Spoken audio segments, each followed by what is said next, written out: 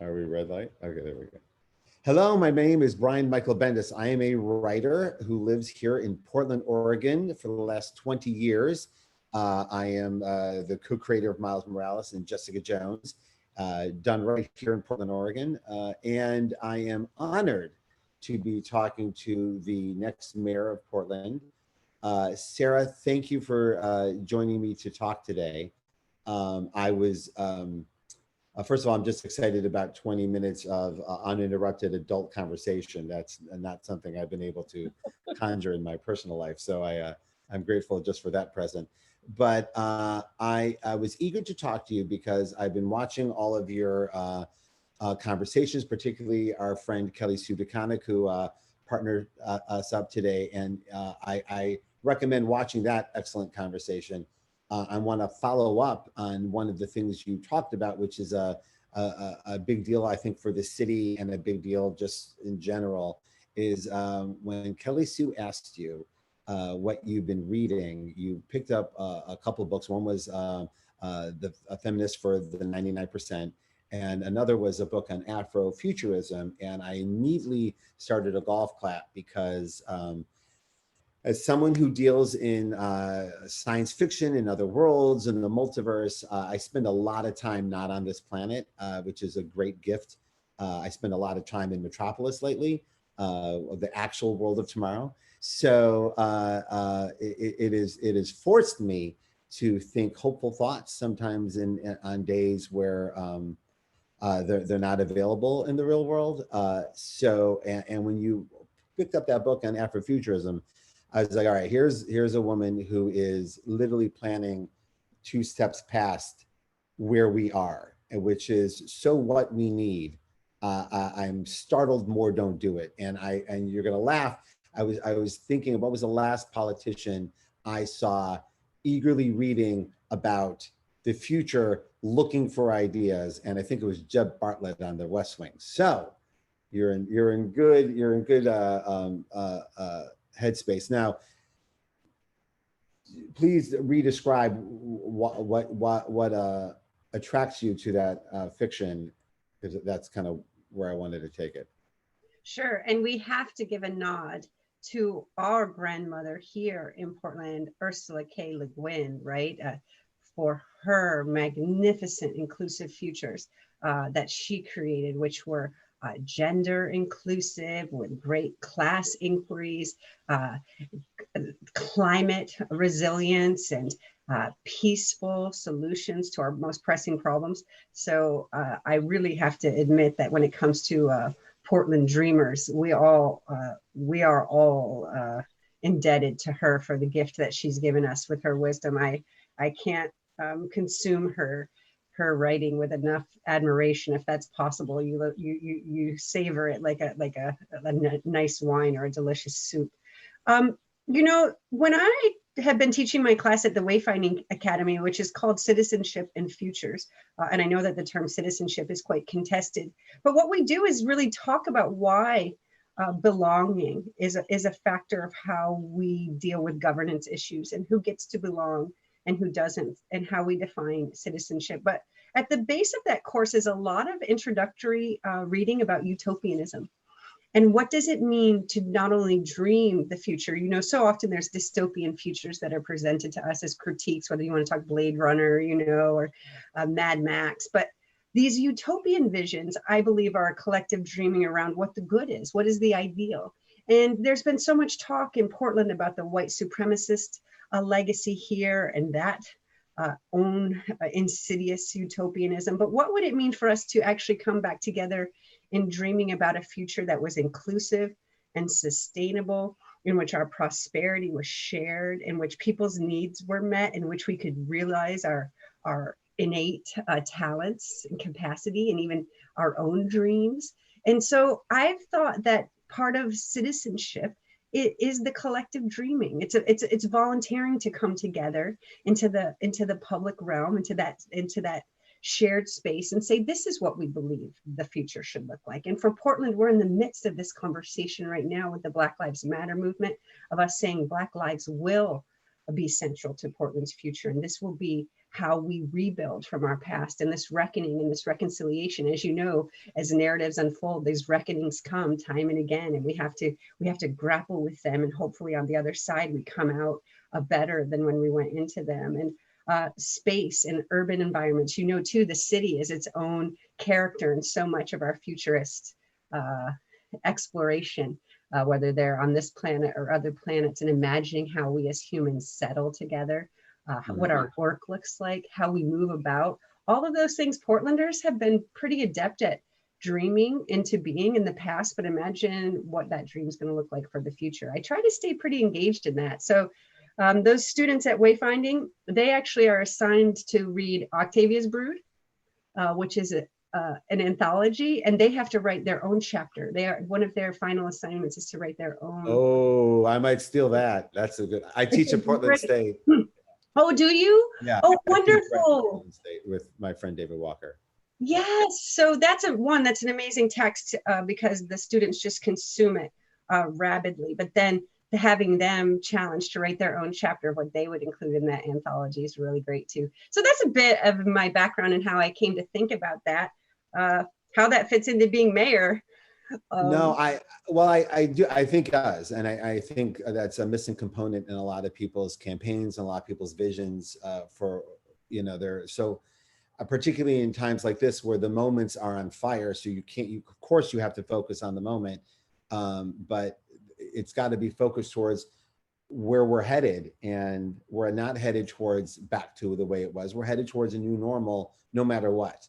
And that new normal is, as you said yesterday with Kelly, there's a lot of opportunities here. It's not the way we wanted the opportunities to reveal themselves, but now they're there, and we can really start thinking about, you know, down from how we want to speak to each other to how we want to engage with each other. It's you know, because it's funny, I'm wholeheartedly respectful of the city's racist underpinning past. And when we moved here specifically to start a multiracial family because so many families were doing that at the time.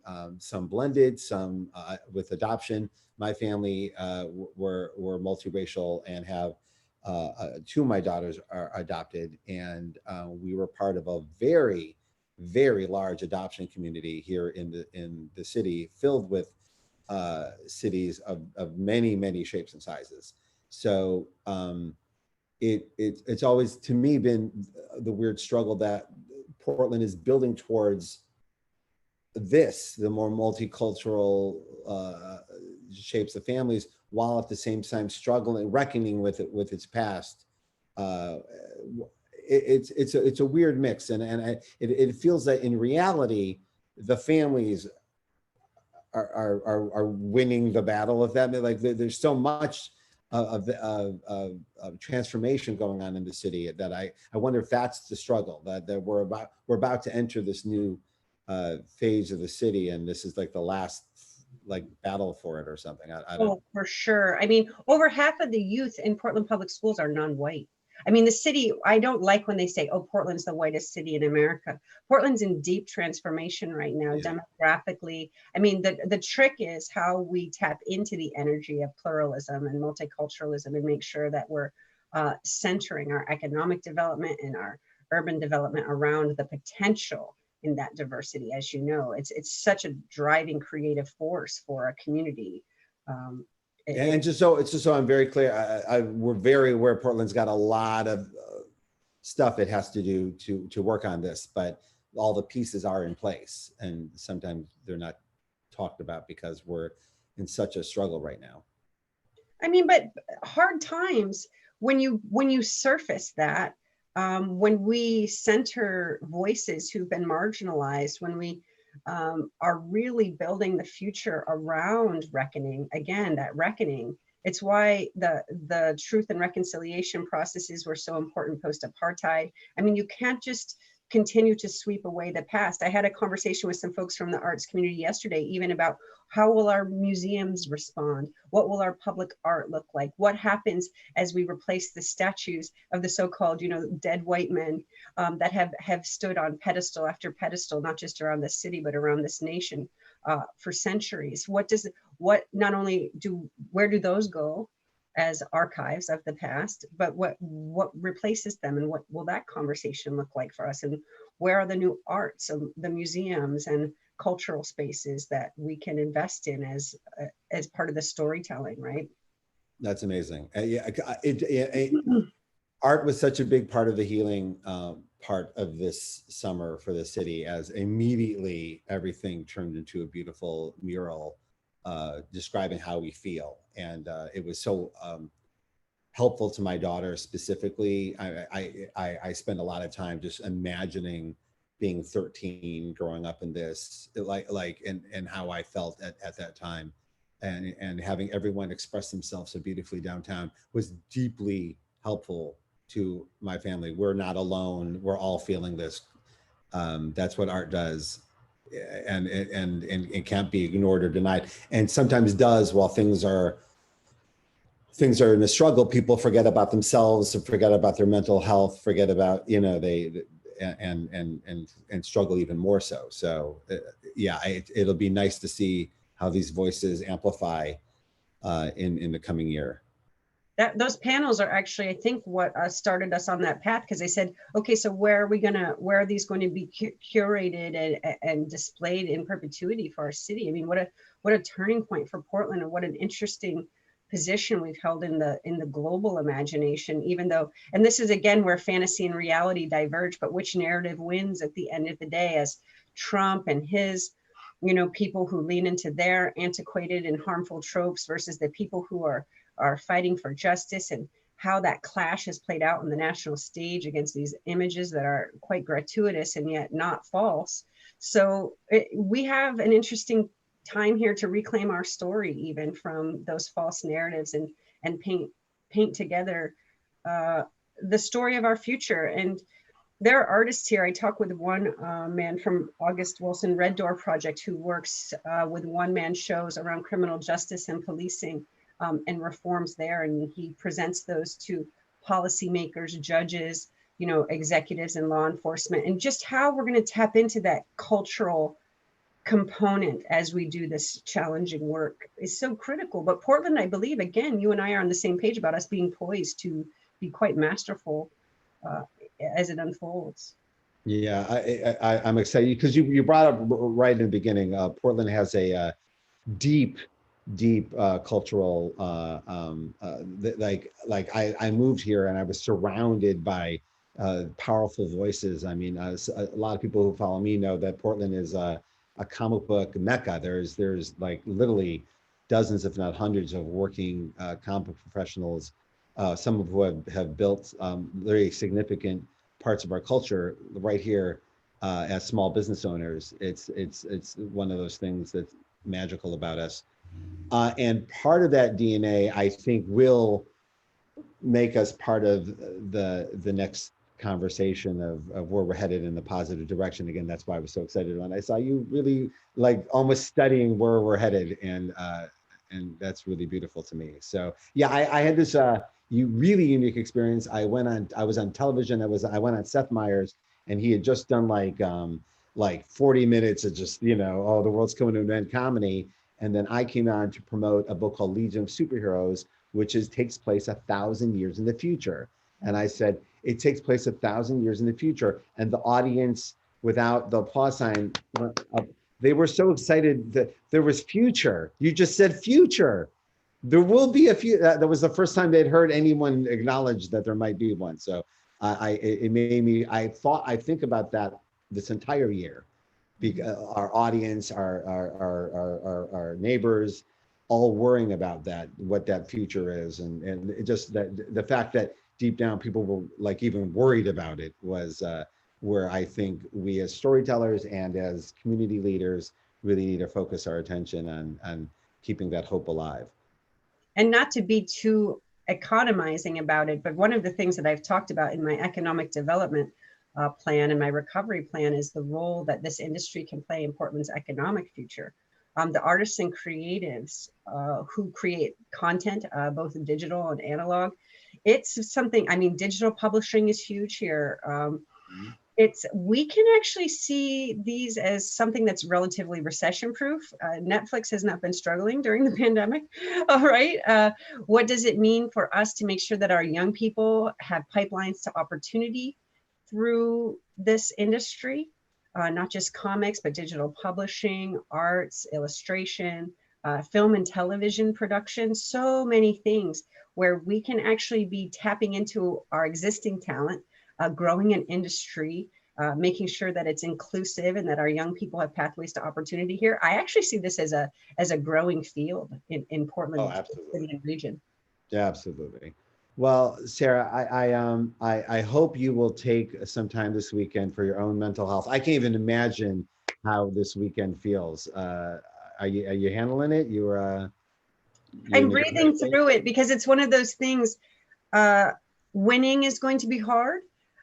We have so much work to do. We're feeling very optimistic about winning, but then we think about all of the challenges that we face on November 4th. There's not really a lot of time for rest. So I try to do good rest daily just to stay. Good. It's like you have to fill up if you drive an automobile, you have to fill up with gas every week. I do that shaggy dog, we walk 2-3 times a day minimum. So it's at 20 minutes that we circle. I may be taking calls, but I'm getting exercise too. All right, good. I thought about it. It's just literally the craziest weekend and the craziest time of our lives, and so much is riding on it. I am grateful to you for putting together a plan, and I eagerly hope that I can get some people to go read your website and go actually look at your conversation. Sometimes when you're in the fight of your life, I see it with all politics, you're kind of forced to react to things that are going on during the day. And that's not necessarily the conversation you're here for, but yet you have to do it, right? But the conversation you are actually having with Portlanders is future forward. It is dealing with the problems as they are, not as we wish they were, but as they are right now. Most Portlanders are vaguely devastated where we're at right now, because where we could go is so farther. I've as a writer, I've written these lines this summer so many times. I've had to take it out of scripts, and I realized, okay, this is something that's bothering you. And I literally had Superman say to Batman, I just get frustrated with where we could be as a people if we didn't have to fight Lex Luthor all day. Like if you just leave us alone and we could take that energy that we're using just to keep the wolves at bay and focus on where we're headed, we'd be there already, right? And it haunts me. And I've written this literally so many times that I know that's where your head is too. Is in reading the website, you go, we could be here today.